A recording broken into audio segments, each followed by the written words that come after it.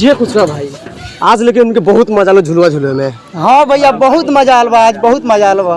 चलो चलो बहुत जोर से भूख लागल बा, कुछ खाइल जाओ। ठीक बा। भैया रे सुन ना का हाँ जिलेबी किन्ना भाग गया लंग से हट निकल पैसा अरे भाई किन्ना भगवे लंग से भूख लागल बा। पैसा नहीं किया मांग चल किन्ना देख झोरल झाट नहीं क्या मारला के इतना छी ना रे ए भाई सुन ना 60 रुपया दे दे। बहुत नहीं हटेला 60 रुपया दे देबे त हम आधा किलो जिलेबी। हमार झोरल झाट हइए ना हुई को ए भैया किन्ना हटबे कि नहीं लंग से चल किन्ना दे किन्ना दे चल रे भाई रे रुकना रे कहां जाई बारे रे भाई रुकना बात ना मन बे ना ना बहुत नहीं वाला झोरल झाट नहीं के को गोर लागे रे बात ना मन बे तू किन्ना दे किन्ना दे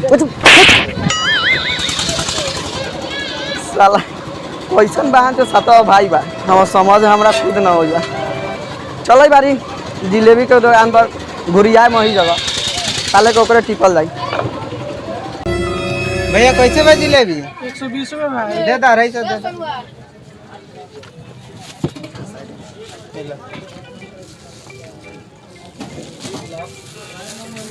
पैसा तो द जाई हम तोर बहुत दान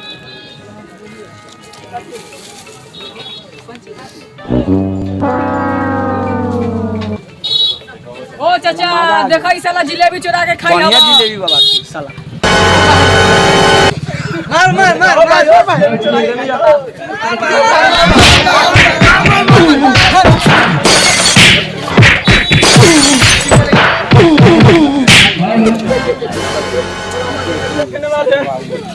मार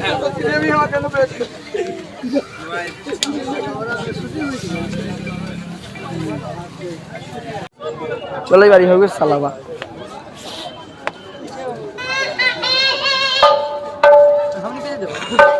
हाँ भाई काका भैया यही भल है साला पर पीटल है हो जा जिलेबी के दुकान पर।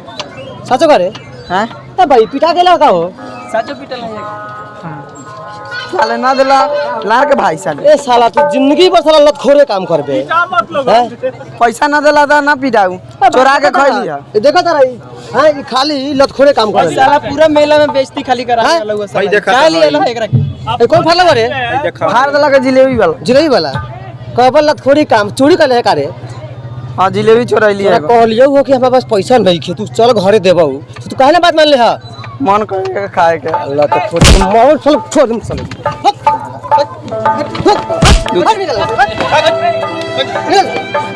चल छोड़ छोड़